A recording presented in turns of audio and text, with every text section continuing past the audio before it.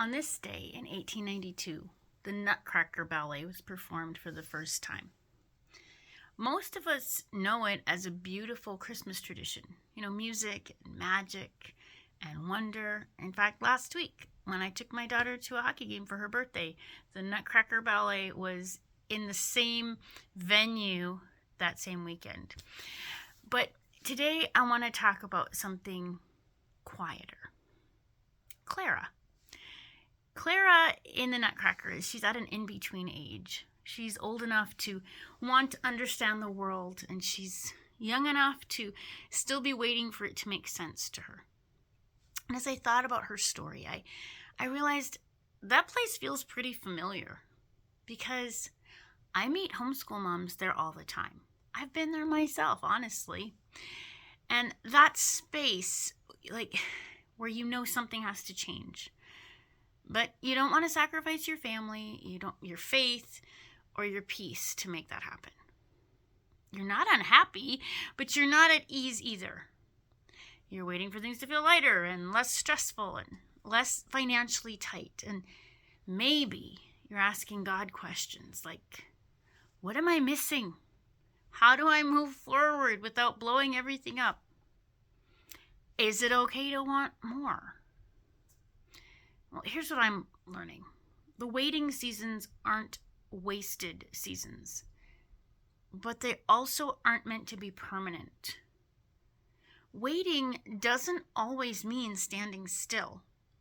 Sometimes it means learning how to move gently and wisely without panic or pressure.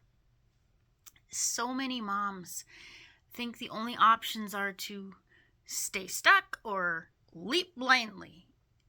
But I've been learning for a number of years now that there's a different way. There's a third way. There's a steady way, a discerning way, a way that honors your family and that quiet nudge that says, there's more for me. If you are in that in-between space right now, I want you to hear this clearly. You are not behind. You are not failing. You are not asking for too much. You're simply becoming aware. And awareness, that's often the first step toward some kind of change. For me, that awareness led to finding a path that fit my life, real life. Homeschooling, family rhythms, energy limits. Instead of fighting against them, I needed something that fit with them. I didn't rush. I didn't force. But I also didn't ignore what I knew in my heart. If you're in that place too, my encouragement to you is this. Stay open. Stay prayerful. And don't confuse waiting with inactivity.